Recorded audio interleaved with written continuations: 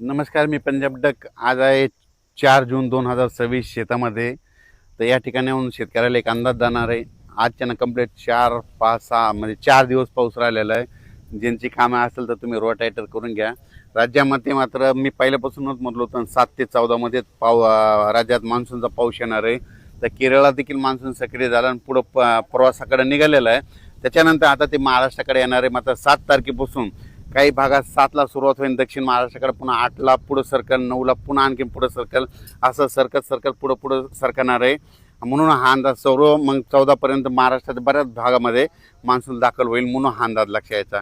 म्हणजे सांगायचं झालं तर 7 तारखेपासून ते 14 तारखेपर्यंत राज्यात बऱ्याच भागामध्ये मान्सून व्यापलेला दिसेल, म्हणून हे देखील लक्ष यायचं.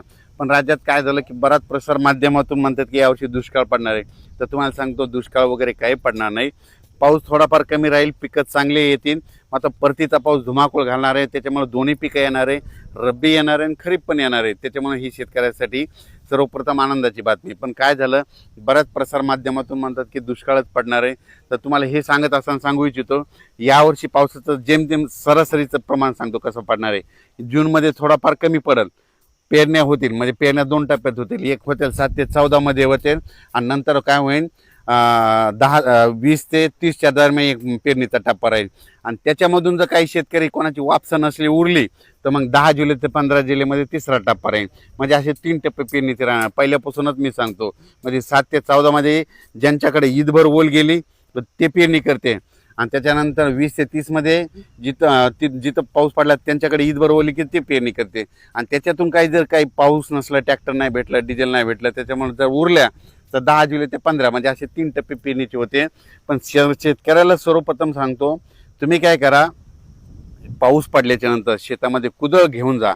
आणि कुदळ घेऊन झाल्याच्या नंतर तुमच्या जमिनीमध्ये काय करा, अशी ईदभर ओल गेली, अशी ईदभर की कधी पेरणी करू शकतात. मग काय होतं ना, शेतकरी काय करतात, हे 4 बोट ओल गेली की त्याच्यावर पेरणी करतात आणि तुमची पेरणी फेल जाते. म्हणून चांगली ईदभर ओल गेल्याच्या नंतर, पेरल्याच्या नंतर महिनाभर जरी पाऊस नाही आला तर ते तुमचं पीक उगवतं आणि ते ताशी देखील लागतं. पण शेतकरी त्या भागामध्ये अशी म्हणजे आम्ही असं करतो, पाऊस पडला की आधी शेतात जातो तर जमिनीची ओल तपासतो किती गेली, आणि तेव्हाच आम्ही पेरणीचा निर्णय घेतो. म्हणून माझ्या म्हणणं, शेतकऱ्यांनी पेरणी करत असताना स्वतःचा निर्णय स्वतःच घ्या. स्वतः शेतकरी खूप हुशार असतो, कारण की त्यांना आतापर्यंत त्याची जीवनच शेतीवर, म्हणून त्यांना पेरणी करायची की नाही ते ठरवतो. म्हणून हे लक्षात घ्यायचं.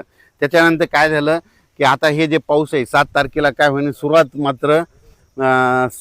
मात्र इकडून दक्षिण महाराष्ट्राकडून होईल. म्हणजे कोल्हापूर जिल्हा, सातारा जिल्हा, पुणे जिल्हा, त्याच्यानंतर इकडं अहिल्यानगर जिल्हा, बीड जिल्हा, धाराशिव जिल्हा, लातूर जिल्हा, परभणी जिल्हा, नांदेड जिल्हा, ह्या पट्ट्यामध्ये काय होईल, दक्षिण भागाकडून यावेळेस पाऊस येणार आहे.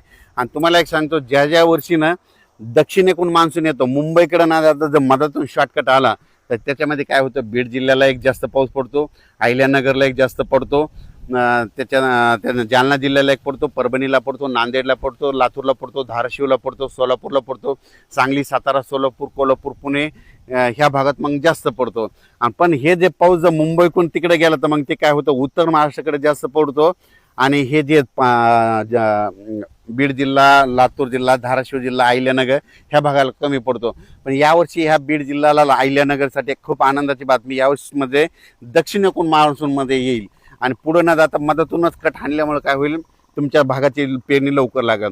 त्याच्यानंतर परभणी जिल्ह्यात देखील काय होणार आहे, हे पाऊस काय होणार, असा खालूनच म्हणजे दक्षिणेकडून असा पुढं सरकत येणार आहे.